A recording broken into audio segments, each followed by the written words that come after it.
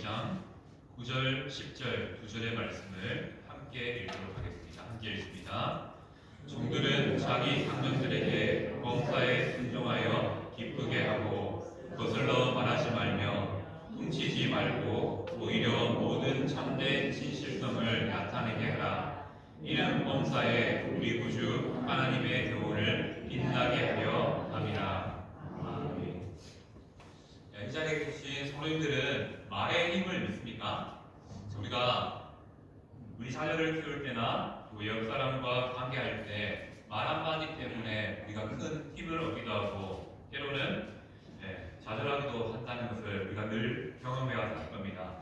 또 특별히 자녀를 키울 때 자녀를 향하여서 잘 될 것이다 라고 말하는 것과 너는 뭘 해도 안 돼 라고 말했을 때 자녀의 결과가 달라지는 것을 우리는 삶을 통해서도 보고 있고 또 경험하게 될 거라 생각되십니다.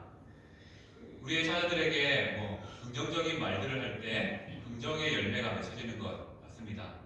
때로 부정적인 말들을 전할 때는 부정의 열매가 맺혀지는 것이 우리의 삶임을 우리가 경험을 통해서 잘 알고 있습니다. 말이 뭐라고 그 말 한마디 때문에 우리의 삶이 달라질 때도 있고요. 또 힘을 얻을 때도 있고 때로는 좌절할 때도 있습니다. 왜 말에 힘이 있을까요? 우리가 성경을 통해서 또 하나님을 통해서 알 수 있는 것은 이 말에 힘이 있는 이유가 있습니다. 우리가 이런 이론이 있습니다. 하행 이론이라고 하죠. 다르게는 언어 행위 이론이라고 합니다. 말이 그대로 이루어진다는 것이죠.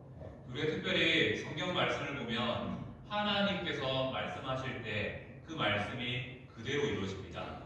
성지창조를 한번 생각해 볼까요? 빛이 있으라 했더니 그대로 이루어졌습니다. 그것처럼 하나님의 말 한마디였지만 그것이 실제적으로 우리의 삶에 이루어집니다. 예수님도 마찬가지죠. 앉은 자를 향하여서 일어나 걸어라 라고 선포했을 때 그가 실제로 일어나 걷게 되는 놀라운 역사가 이루어졌습니다. 이렇게 성경의 말씀이 능력이 되어 나타나기 때문에 하행 이론이라는 것이 성립됩니다. 하나님께서 말씀하시면 이루어진다는 것이죠. 그리고 이 말에 권세가 있고 능력이기 때문에 말을 하는 우리에게도 이러한 권세가 나타날 수밖에 없다는 겁니다. 그래서 우리가 긍정적으로 말할 때 긍정의 열매가 맺혀지죠. 하지만 부정적인 말들을 계속 내낼 때 우리 삶에 부정의 열매가 맺혀질 수밖에 없다는 것입니다. 이것을 바로 하행 이론이라고 합니다. 우리는 말의 종교죠. 하나님이 주신 말씀이 문자로 기록되어 있고 그 문자를 우리는 하나님의 말씀으로 믿습니다. 이 말씀이 우리의 삶의 행동으로 변화로 나타나야 된다는 것입니다. 그것이 하나님께서 이 성경 말씀을 우리에게 주신 이유라는 것을 우리는 깨달아야 된다는 것이죠. 자, 오늘은 9절의 말씀을 통해서 특별히 10절 마지막에 있는 하나님의 교훈을 빛나게 하자라는 이 내용을 통해서 우리의 삶에 정말 필요한 것이 무엇일까? 우리는 하나님이 주신 말씀, 이 성경의 말씀을 빛나게 하는 삶을 살아야 된다라는 요지로 오늘 주신 말씀을 함께 살펴보고자 합니다. 자, 오늘 읽었던 9절의 말씀은 바울이 디도에게 쓴 편지로서 디도에게 자신이 처한 상황에 있는 교회가 이러한 사람들이 있다라는 걸 전제로 말씀하고 있습니다.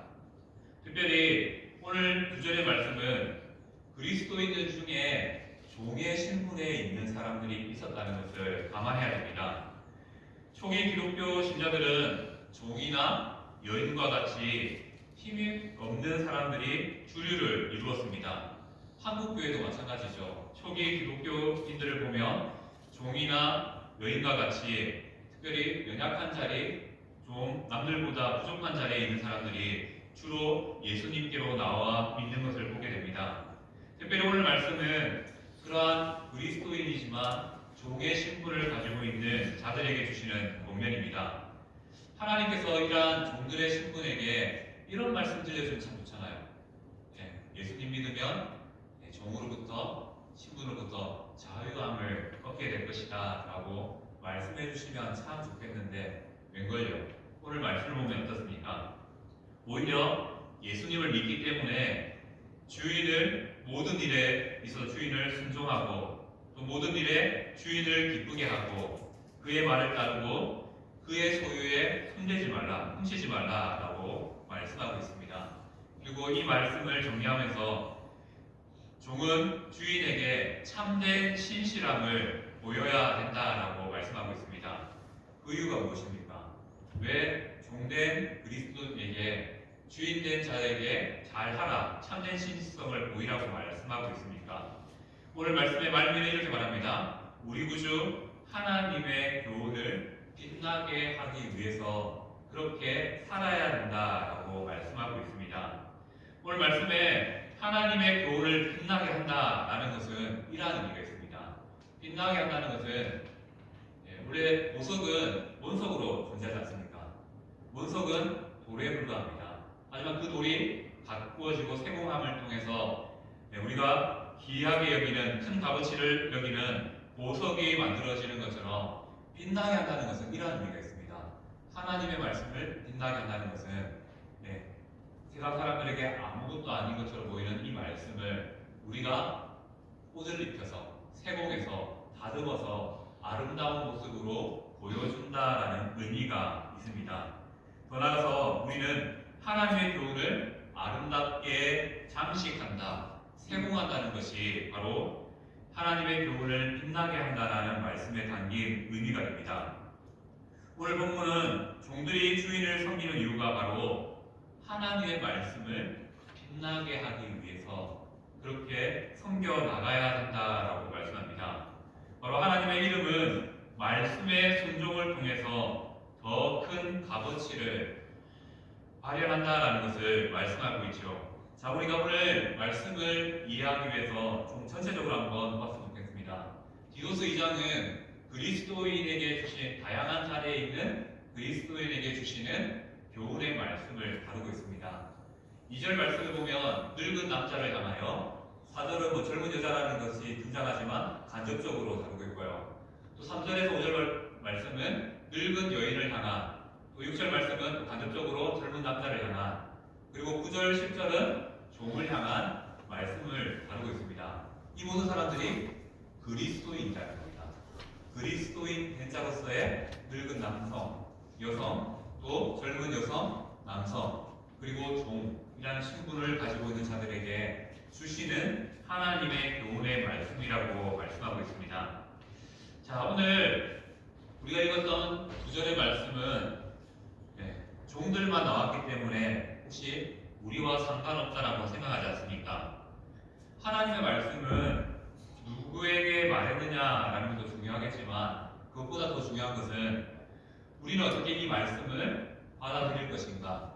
말씀은 우리에게 어떠한 의미를 갖는가라는 것이 더 중요합니다. 오늘 말씀의 답은 간단합니다. 무엇입니까? 성도라면 범사에 순종하는 자가 되어야 된다라고 말씀하고 있습니다.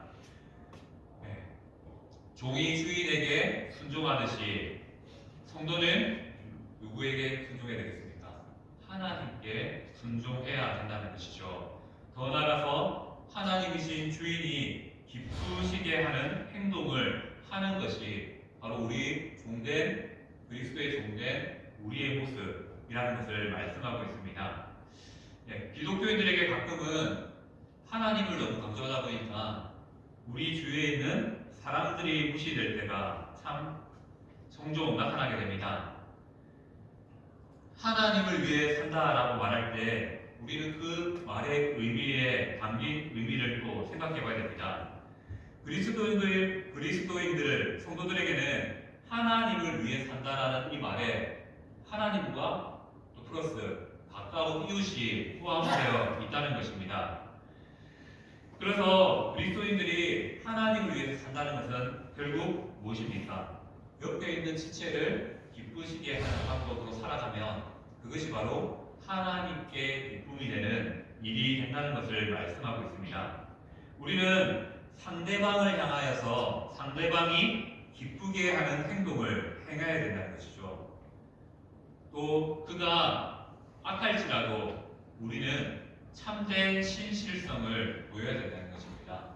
종이 그리스도인이 주인인 악한 주인을 만날 수 있지 않습니까?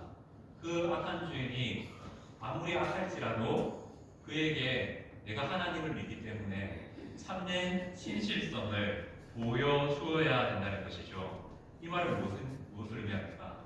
성도가 살아가다 보면요, 악한 사람들을 만나게 됩니다. 또 그 사람들을 때문에 마음이 상할 때도 있고 또 여러 가지의 상황들에 처할 때도 있습니다. 그런데 오늘 본문의 말씀이 말하는 건 간단합니다. 그러한 악한 사람들을 만났을 때 내가 성도가 같이 악해지면 안 된다는 것이죠. 왜 그렇습니까? 우리는 하나님의 말씀에 교훈을 빛나게 하는 삶의 사명이 있기 때문입니다. 우리는 사람들을 대할 때 좋은 사람, 나쁜 사람을 구분합니다. 그리고 좋은 사람에게는 잘해주지만 나쁜 사람을 향하여선 무시하기 쉽습니다. 말씀은 그가 비록 자신과 원수와 같은 사람일지라도 우리의 삶에 참된 신실성을 보여야 된다라고 말씀하고 있습니다. 그 이유는 우리의 신실성을 통해서 내가 높아지는 것이 아니라 하나님이 높아지기 때문이라고 말씀하고 있습니다. 이 말을 조금 더 풀어볼까요? 우리의 작은 행동 하나가 하나님을 보여주게 되어 있다는 것입니다. 우리의 작은 행동 하나가 나의 믿음과 신앙을 드러내게 되어 있다는 것이죠. 성도의 착한 행실은 물론 당사자가 칭찬받는 일이 되기도 합니다. 하지만 성도의 착한 행실은 결국 하나님의 이름을 빛나게 만드는 일이 된다는 것을 말씀하고 있습니다. 앞서 말씀드린 것처럼 빛나게 한다는 것은 하나님의 말씀을 원석이 돌에서 세공하여 보석을 만드는 것처럼 아름답고 값지게 장식한다, 만든다는 것을 의미합니다. 즉, 우리는, 성도는 하나님의 말씀에 예쁜 장식을 더하는 것, 예쁜 옷을 입혀주는 그러한 삶을 살아야 된다는 것을 오늘 말씀이 우리에게 말씀하고 있는 것이죠. 하나님의 말씀을 아름답게 장식하는 이러한 순종을 하나님께서는 우리의 삶에 원하시고 계시다는 것이죠. 무엇일까요? 바로 말씀이 있고요. 그 말씀에 순종함이, 그 말씀을 따라 살려고 함이 바로 하나님의 말씀을 아름답게 장식하고 하나님의 말씀을 아름답게 옷 입히는 일이 된다라고 말씀하고 있습니다. 우리가 이 말씀을 바탕으로 다시 한 번 더 우리의 삶을 한번 점검해 봅시다. 우리가 받은 구원은 어떠한 의미가 있습니까? 우리는 말씀을 통해서, 이 하나님의 말씀을 통해서 예수 그리스도를 믿으면 구원을 얻는다는 그 말씀 때문에 그 말씀이 우리의 삶에 이루어져서 예수 그리스도를 믿음으로 구원이라는 놀라운 선물을 받게 되었습니다. 그리고 14절 말씀처럼 예수님은 우리를 모든 불법에서 속량하시고 우리를 깨끗하게 하여 주셨습니다. 이 구원을 우리가 받았다는 것이죠. 우리는 구원을 생각할 때 예수님만 믿으면 된다라고 생각하기 쉽습니다. 물론 가장 중요하죠.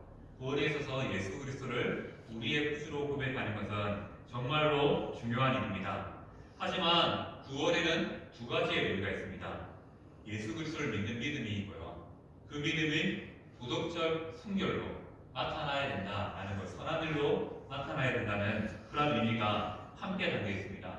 내가 정말로 구원받았다는 것은 무엇입니까? 예수님을 믿는 믿음의 확신이 있는 것이고요.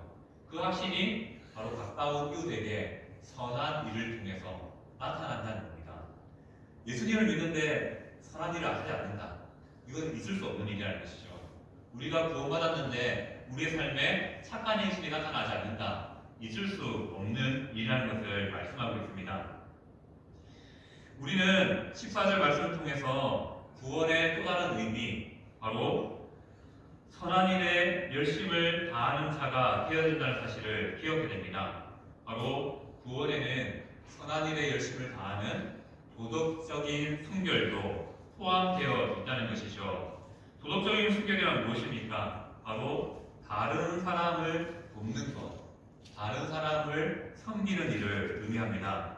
구원은 예수님께서 우리의 죄의 심판에서 우리를 구속하신 것을 의미합니다. 더불어 구원은 그 삶을 통해서 이웃에게 그리스도를 전하는 것, 이웃을 섬기는 것을 포함하고 있다는 것이죠. 그렇기 때문에 우리는 우리의 신앙을 점검할 때 이렇게 점검할 수 있습니다. 무엇입니까? 내가 예수님을 믿는다고 말하면요, 결국 옆에 있는 형제를 얼마나 사랑하고 있는가 하는 것을 점검해 볼 필요가 있다는 것이죠. 내 안에 이웃을 향한, 지체를 향한 사랑이 가득하면요, 내 신앙이 바르게 세워져 있고 바른 길을 가고 있다는 것을 우리가 알 수 있습니다. 물론 이렇게 말하면 예수님 믿는 사람들은, 성도들은 다 우리가 잘 아는 마더 테레사처럼 모든 일을 제껴놓고 이웃을 위한 삶을 살아야 되냐라고 질문할 수도 있습니다. 물론 그렇게 살면 참 좋겠지요. 하지만 구원받은 사람은 달라야 된다는 것입니다. 어떻게 해요? 선한 일에 열심을 내는 자가 되어야 된다는 것이고, 그것이 삶의 행동으로, 순종이라는 이름으로 나타나야 된다는 것이죠. 이것이 바로 우리에게 필요한 성도다움이고요. 그리고 신앙인다움이라고 말씀드릴 수 있습니다. 우리가 구원받은 자로서 그에 합당한 성도다움이 우리의 삶에 나타나야 된다는 것을 우리는 깨달아야 된다는 것이죠. 그렇다면 이제 우리가 한번 생각해 봅시다. 우리의 삶에 구원이라면 구원받은 자로서 예수님을 믿는 믿음도 있어야 되고, 옆에 있는 지체를 향한 사랑의 나눔도 있어야 되는데, 왜 우리에게는 이 행함의 열매가 쉽게 맺혀지지 않는가? 왜 우리에게는 행함이 나타나지 않는가를 점검해 보아야 될 것입니다. 성도들 중에 말씀대로 살아야 된다는 것을 알지 못하는 사람은 아무도 없습니다. 그런데 문제는 무엇입니까? 말씀대로 사는 것이 쉽지 않다라고 생각한다는 것이죠. 왜 그런 생각이 우리 가운데 들어질까요? 두 가지를 생각해 볼 수 있습니다. 첫 번째는 내 마음의 뜻입니다. 내 뜻이 있기 때문에 하나님의 말씀에 순종하기가 쉽지 않습니다. 그리고 두 번째는 무엇입니까? 세상의 풍조입니다. 세상이 살아가는 원리, 문화라고도 하죠. 그러한 방법들이 있기 때문에 그 방법과 말씀을 비추어 봤을 때 상충되는 것들이 참 많습니다. 그래서 이 세상의 원리를 따라 살려고 하다 보니까 순종이, 행함이 쉽지 않다는 것이죠.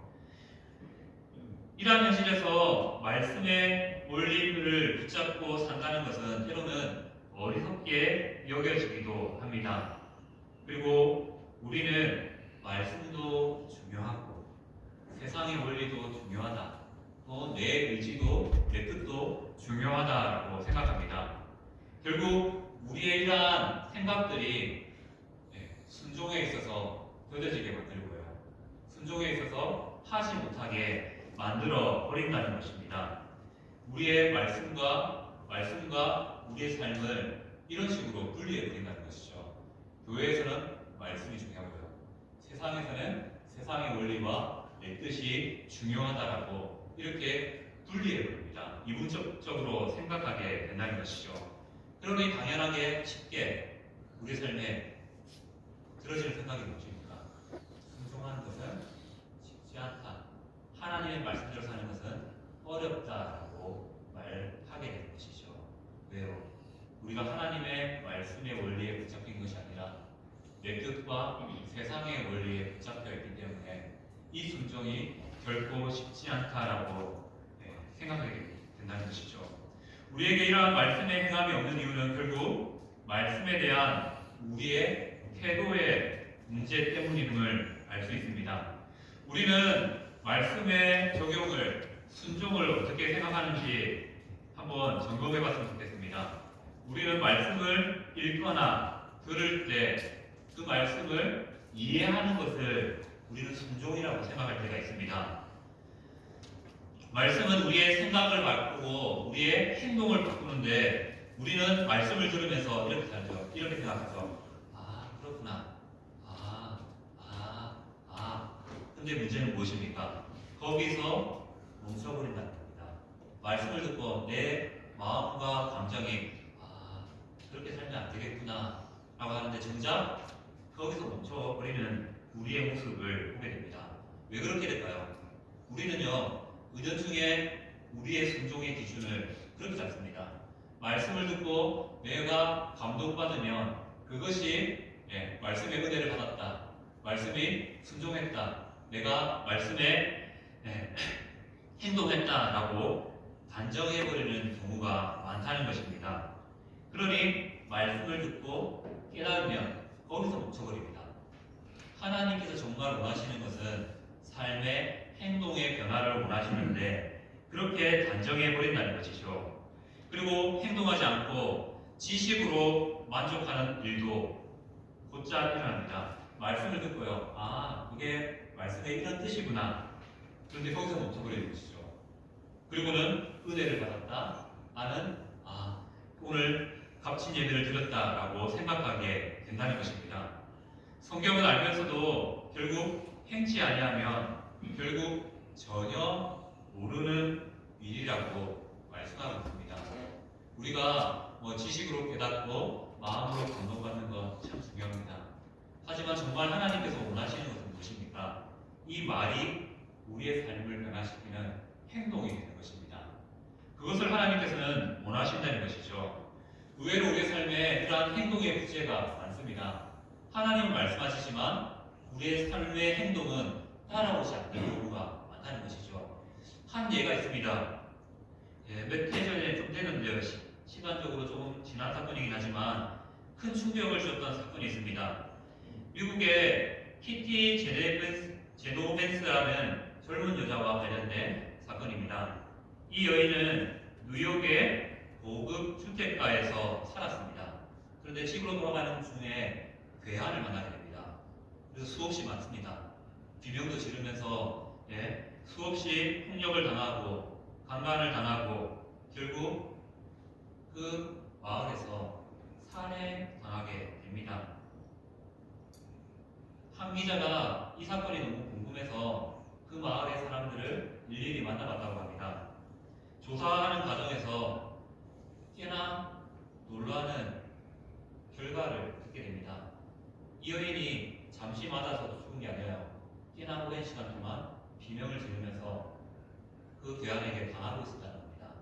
그래서 마을 사람 중에 38명이 이 여인의 비명 소리를 들었다고 합니다. 그리고 또 수많은 사람들이 이 여인이 맞고 있는 것을 보았다라고 말합니다. 그런데 이 여인의 당하는 것을 보고 경찰에 신고한 사람이 없었다는 겁니다. 죽고 나서 한 사람이 그제서야 경찰에 신고했다는 겁니다.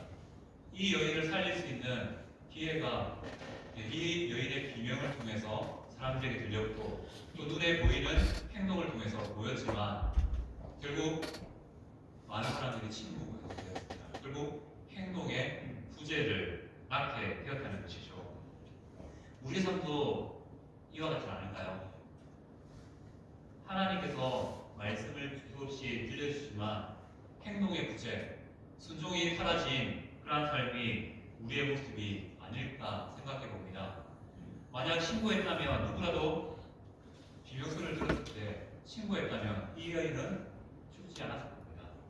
그만큼 우리가 듣는 일에는 익숙하지만 행동하는 데는 주춤되고 약하다는 것을 말씀하고 있습니다.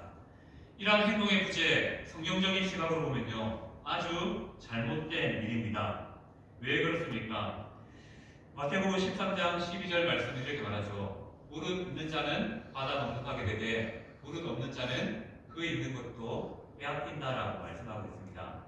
행동한 자에게는 넉넉하여서 그 넉넉함에 더 함이 있겠지만 행동을 하지 못하는, 순종하지 못하는 자에게는 그 있던 것들도 다 빼앗기게 된다라고 말씀하고 있습니다. 그리고 누가복음 6장은 너희가 주여 주여 하면서도 어찌하여 내가 말하는 것을 행하지 않느냐라고 제자들을 향하여 책망하는 내용이 등장합니다.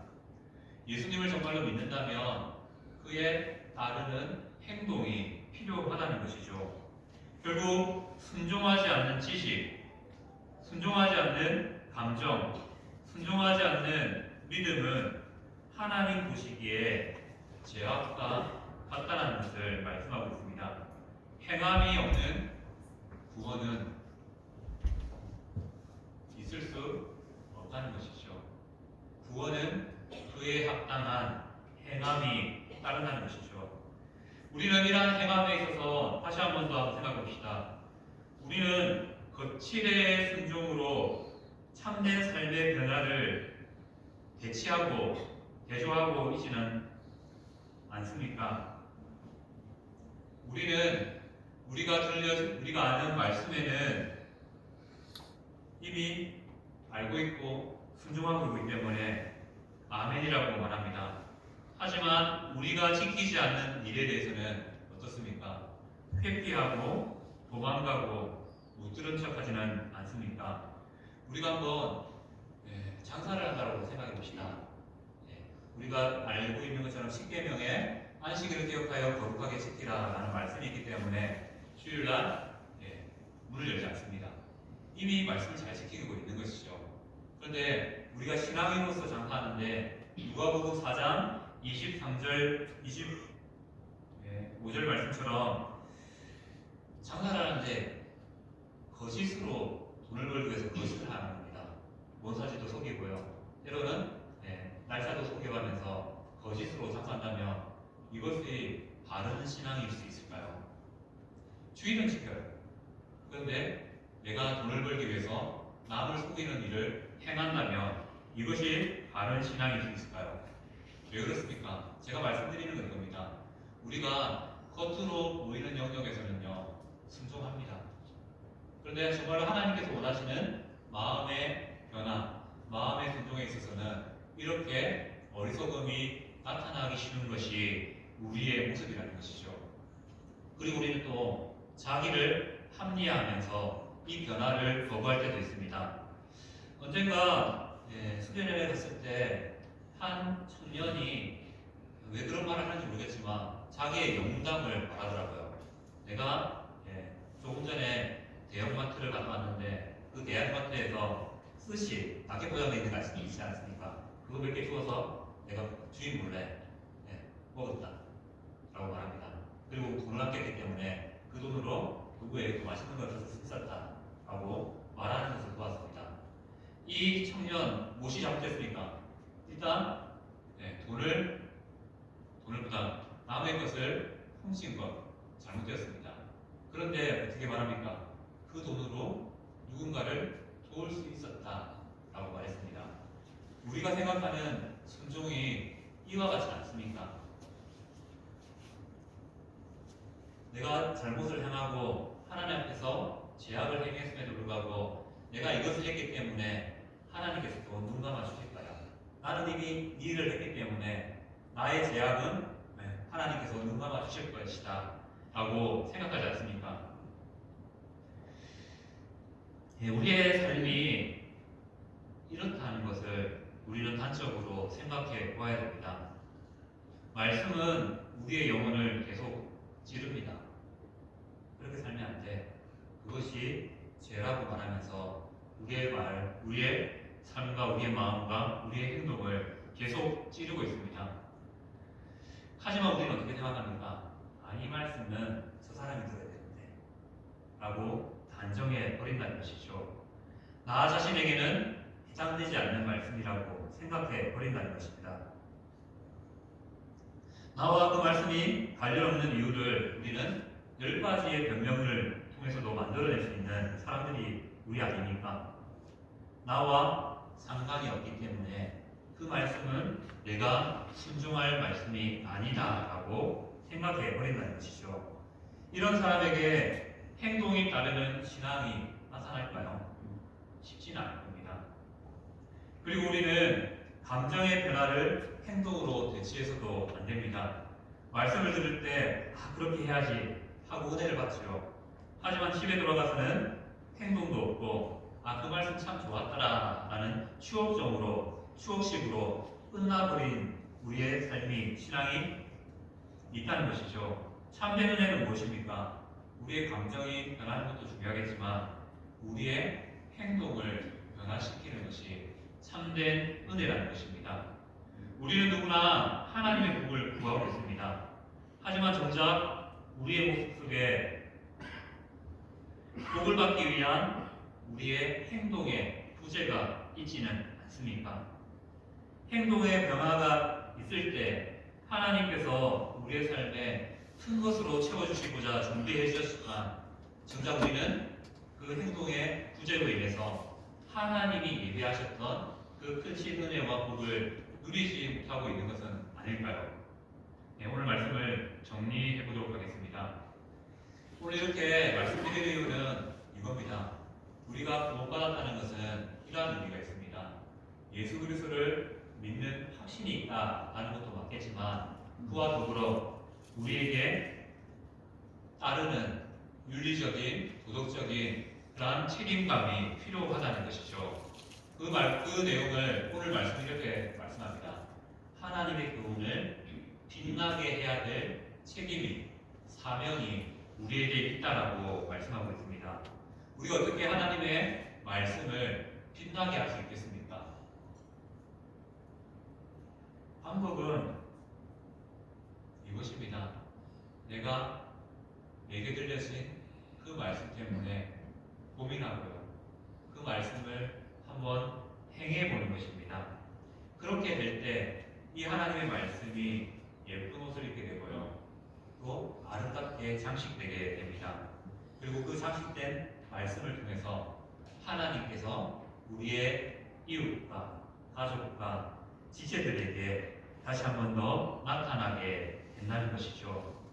늘푸른교회 성도님들, 하나님의 말씀에 어떤 옷을 입혀드리기를 원하십니까? 말씀을 듣고 그 자리에서 끝나버림을 통해서, 행함이 없음을 통해서 하나님의 말씀을 헐겁게 만들지는 않으시겠습니까? 우리는 작은 순종을 통해서 정말 아름다운 옷을 하나님의 말씀에 입혀드릴 수 있습니다.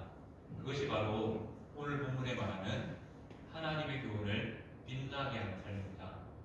오늘 말씀이 종에게 주어졌다고 했습니다. 종이 할 수 있는 최선은 무엇이겠습니까?